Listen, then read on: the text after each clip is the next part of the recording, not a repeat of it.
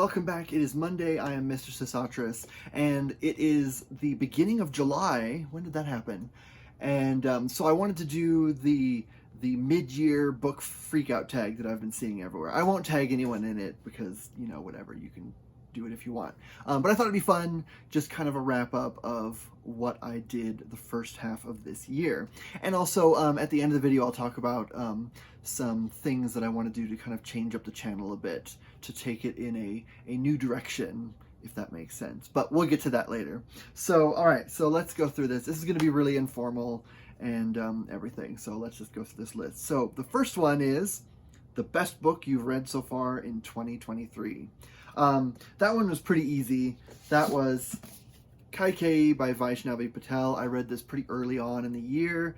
I absolutely loved this book. It is incredibly well written. The character arcs are good and messy and satisfying, and the retelling of mythology that I wasn't really familiar with was it was a great introduction to kind of that worldview, and it really made me want to go and read the original poetry that this book is based on, and there's some really good stuff in that as well. So yeah, I loved this book so much. This was just a really incredible book, and I want to read more mythology retellings, especially mythology retellings that aren't just in the kind of Western sphere. I think right now most of them are like Greek and maybe like Celtic mythology and stuff, but there needs to be more of this. So, and I hope this author writes way more books because I love her writing. It's so good. Next up is the best sequel that I've read in 2023. That would have to be Jade Legacy, which was also in the running for my favorite book of the year. This book, I've raved about it multiple times on this channel and on my TikTok and everything, but this was just one of the most satisfying conclusions of a trilogy I've read in a very long time. It took the characters in unexpected directions, but it still felt satisfying. Everything was earned. All the emotional beats felt really in tune with what we've seen before. You didn't really get a sense of like the hand of the author kind of pushing things in a certain way to make it fit. It really just felt like these characters just lived their lives, and then this is how things ended up. So absolutely loved this one. So good. All right, so the next one is a new release that you haven't read yet, but you want to. And that would have to be The Adventures of Amina Al-Sarafi by Shen and Chakraborty. I really want to read this one. And it's so funny. I have her Daevabad trilogy as well as this, but I haven't actually read any of it. It seems like it's something that I would be really into, and I really wanted to get this in hardcover, but I haven't read it yet. It's terrible. So once I finish kind of my other big series, I'm gonna get into this a little bit more, but I can't wait to read this one. So excited. Most anticipated release for the second half of the year. This one would have to be Silver Nitrate by Silvia Moreno Garcia. I love everything that she's ever written. Her writing style is wonderful. I love how she explores different genres, and I'm so excited to check this one out. This one seems like it's really cool, kind of spooky, and I'm just really into it. So everything Silvia Moreno Garcia writes, I'm going to read, and I cannot wait. This comes out pretty soon, actually. I think it comes out in like August. Maybe I'm crazy. Maybe that's not it, but I'm really excited to read that. That one. Biggest disappointment. Okay. This one kind of hurts to do, but that would have to be The Jasmine Throne by Tasha Suri. And I'm not disappointed in it because it was badly written at all. It was really well written. The characters were great. The world building was gorgeous. The prose was wonderful. It didn't capture my attention the same way I thought it would. It's the first book in a trilogy, so it's obviously setting things up, and I understand that. But I wasn't invested in any of the characters that weren't the main two duo that kind of is at the heart of the story. I loved their story, going back and forth between them. Whenever the story kind of drifted to other characters, I couldn't really get as invested in it, and I felt like the pacing just dragged a little for me, and it was kind of a bit of a slog to finish. And I was listening to it on audiobook, and so it may just be that because it was audio, I wasn't focusing the way I was supposed to, and I was missing things, but there was things that would happen, and someone would be like, oh yeah, that character's dead, and I'm like, wait, when did they die? I missed that. And so that was probably more me than the book. So I do want to read it again in like a physical form, because I feel like that might be a different reading experience than listening to it on audio. The narrator was fine. I don't know what the deal was, but I get distracted easily. And so I think I want to give that one another go. So I don't want to write it off just yet. The biggest surprise of the year. So that would have to be Double or Nothing by Kim Sherwood. This is a book in the James Bond universe. It's kind of kicking off a new trilogy. And originally I was just like, oh yeah, I love James Bond, so I'll read it. And I was expecting it just to be kind of just a fun, goofy side read kind of thing. But I genuinely really, really, really, really loved it. And I'm really excited for the next books in the series. It was a ton of fun, and it kind of reignited my like Bond fandom brain. Because it was everything that I loved about the series without any of the stuff that's awful about the series. Like there was no like misogyny or racism, and it was really crisply written. It's like it was written for me personally, and I just loved it. It was so good. I don't know when the next book is coming out, but I hope it's soon because I want to read it. I read this in ebook first, and I loved it so much I got the hardcover like the instant I finished reading it, because I was like, I need this. It's so good. Next up, the next question is favorite new author, and this can be like a debut author or like an author that's new to you or to me. And for that one, I'd have to say R.F. Kuang. I really, really enjoyed Babel. I also read Yellowface this year and really enjoyed that one. That one was really interesting. And it's also kind of a fun, like, time capsule for sort of the way things are right now. And I'd be curious to read it again in like 10 years and see how things have changed. Because that book is very much caught up in like the zeitgeist of right now. So that'll be kind of interesting. But I really love Babel. I do have the Poppy War trilogy. I got that once I finished this. I haven't read it yet because I'm still doing my Wheel of Time reread.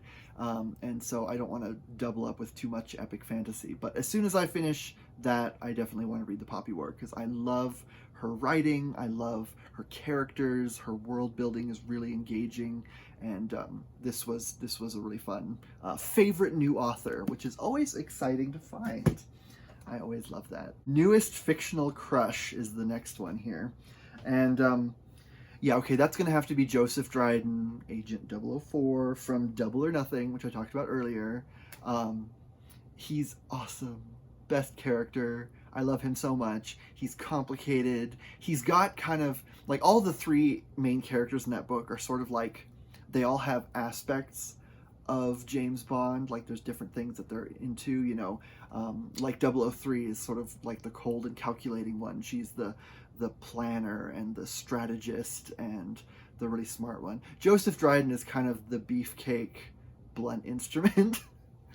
But he's so great. He's also the one that has like the love interest in the story, and it's a queer love interest, and I love it so much. He's such a good character, and he's just, I don't know, I don't normally like read someone and I'm like, wow, they sound like really adorable or amazing or whatever, but this guy is written so well. I'm like, I love him so much, and I can't wait to see how his story progresses in future books in that series. So yes, Joseph Dryden, I love you forever. Newest favorite character. Ooh, this is a fun one. Okay, so I really like graphic novels, but I don't read a ton of them because a lot of them are part of really long series, and so I feel kind of like overwhelmed by sort of the backlog of like stuff just to understand anything. Like if I picked up any like modern like Batman comic, I feel like I would just be totally lost because I know there's been like a ton of character developments for that character, and it's gone on for so long that I'm a little overwhelmed. But I'm gonna have to say Sojourner Mullein from Far Sector, written by N.K. Jemisin and illustrated by Jamal Campbell, is such a cool character, and she's a Green Lantern, although her connection to the Green Lantern power is a little bit different than some of the others. But you don't have to know anything about like the DC universe or even like the Green Lanterns in general, aside from just they have a ring that gives them powers. That's all you need to know. But this is a standalone novel. It's a sci-fi kind of political story, and it's great. The artwork in this is gorgeous, but her character is so good. She's fun, she's funny, she's got kind of a hard edge. She gets things done that need to be done. She's very aware of things. She's good with people, but she's also flawed, and just such a great character. And I feel like this character has been used in other like crossover events and stuff. But again, I'm scared of those because there's all like the backstory that leads up to the crossover. So it just kind of feels overwhelming. But if N.K. Jemisin ever decides to do another standalone story with her, I will absolutely read it because she is awesome and I love her. Your book that made you cry this year. Okay. So I didn't really like cry, but I did get misty-eyed, and that was reading The Heart is a Lonely Hunter by Carson McCullers. This was so well written, but it's one of those books that just kind of devastates you to your core because its theme is all about like loneliness and hopelessness and being stuck and being caught in stasis and not being able to move into the world because you're caught in this kind of small town community and mindset that kind of limits your ability to move beyond. And there's lots of systemic things that are keeping these people down, but there's also lots of psychological things, emotional attachments and things. But this is just, it was so well written, but it was also just very human. And this was written in the 40s, like early 40s, I think like 1940. But it feels very relatable and prescient today. So this was very good, very emotionally devastating. I didn't really need that at the time when I was reading this. This is kind of one of those books, like you're done reading it, you're like, that was so good, but now I'm going to be sad forever. But I loved it. Really good. You should read it too if you want to cry. Which, you know, sometimes you need to. Because that's healthy and stuff. Okay, going on the other extreme of that, books that made you happy. And that's going to have to be The City We Became by N.K. Jemisin. This book is such a delight. It's weird, and it is kind of scary and gets into kind of some tough critiques of society. But this book was also just a delight. Like, you can tell that Jemisin just had so much fun writing this and the sequel. It's a duology. And it's got like quippy one-liners and action and like found family and like diverse characters, and they all have different personalities, and like it's got this ensemble cast, and it's just, this is one of those things that like this book gave me the same vibe that like 1999's The Mummy did with Brendan Fraser. It's like that kind of story. It's like these people coming together to fight a great evil, but like the way they bounce off each other and everything, and it's good, and it's way more diverse, and I just absolutely love this. This was such a fun read, and it's very different from her other, I've read her Broken Earth trilogy, and that one is much more contemplative, much more like gritty and emotionally rough, and it's very like literary and like complicated, but very cool. But this one just felt like the author's just like, I'm gonna write something that is so fun, and it came through beautifully. This is such a fun, like, delightful read, and I really love this, so would recommend this one.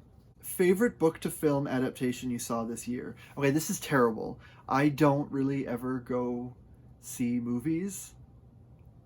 I used to go all the time. The world has just gotten complicated, and it's expensive, and so I just don't. That's terrible. So I haven't actually seen anything. But if you want to talk about like my favorite book to film adaptation overall, I can answer that, and that is Jurassic Park.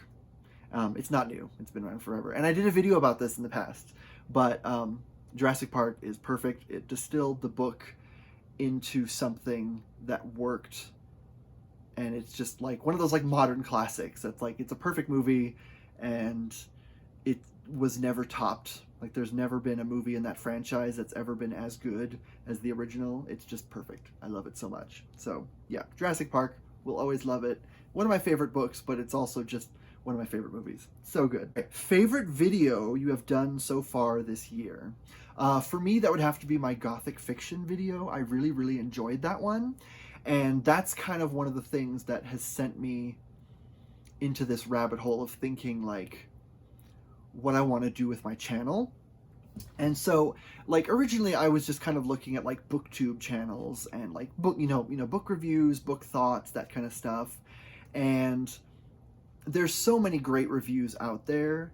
I don't necessarily just want to do like book reviews of popular books that are coming out, because I feel like there's lots of other really amazing people who do that already, and it's kind of oversaturated. So when I did that video, it was just kind of a thing that I wanted to do because I was interested in the genre, but it really like reactivated my dormant English major genes, and it made me want to do more of that kind of stuff. I did like the video on magical realism, which I really enjoyed.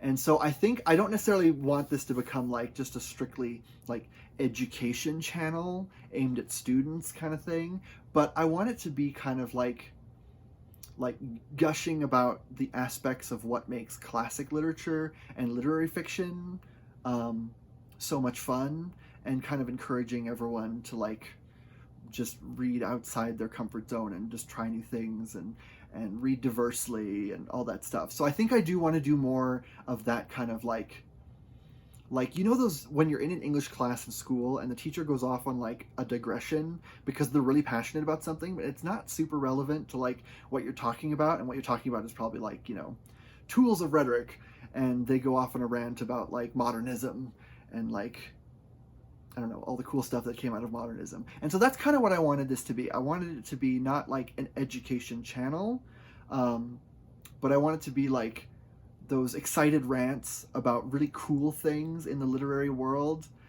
just to kind of get people excited about all that kind of stuff. So I still want to talk about like fantasy and science fiction. Obviously I have a lot of that and everything, but I want to kind of like talk about like reading books and analyzing books and breaking down genre and talking about like reevaluating older books in kind of a modern lens and that kind of stuff. So that's kind of what I want to focus more on. I'm not going to be doing any more like monthly wrap-up videos. Those were fine. I'm going to do those on my TikTok because it kind of fits that better. It's a little more just chaotic and loose and whatever, but I wanted to do more of like the literary classics stuff, and just because I like ranting about things that make me happy. So that's just what this is going to be moving forward, and it's all because of that Gothic literature video, which I loved so much, and it was kind of one of those things where I was like, oh, this is what I like doing. Okay, all right, we'll do more of that. So that's kind of, where we're going from here. So the next one is the most beautiful book you've bought this year so far. And that's going to have to be A Day of Fallen Night by Samantha Shannon. I really liked Priory of the Orange Tree, and this is a prequel to that, and so I'm really excited to kind of get into that. Priory of the Orange Tree was sort of the book that sort of reinvigorated my interest in fantasy. Before, it was there was so much fantasy out there, was just like Lord of the Rings clones, or it was A Song of Ice and Fire clones, and I just couldn't really get into a lot of that. And so Priory of the Orange Tree sort of gave me something new and gave me something different, and really got me kind of interested in kind of like just losing yourself in fantasy again. And so I'm really excited to read the prequel. It's big, but I mean, I feel like this has the same sort of thing that Priory did, where it's like the margins are huge and the text is huge, so it looks thick and whatever, but it's probably not actually as long as it looks. So I will read that eventually. I'll get to that, but I can't wait to read it. But I love the cover design. It's so pretty. And then finally, the last question is, what books do you need to read by the end of the year? So this year is going to be all about finishing my long-running series. And so I want to finish Wheel of Time. I'm on the fourth to last book, so I've got 3 after the 3 that Brandon Sanderson did. And so I want to finish that this year. I want to finish reading the Vampire Chronicles.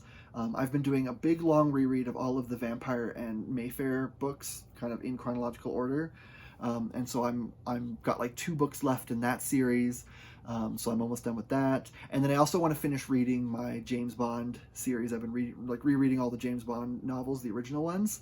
So I want to finish that as well and kind of get a clean slate so I can go on and start some new like long series, because I love doing that. But anyways, this has been a lot of fun. Thank you for sticking with me through this kind of rambly, chaotic thing. In the comments, let me know what your favorite book you read this year was. And I look forward to the second half of the year. So you enjoy the rest of your week, and I will see you next week. Bye.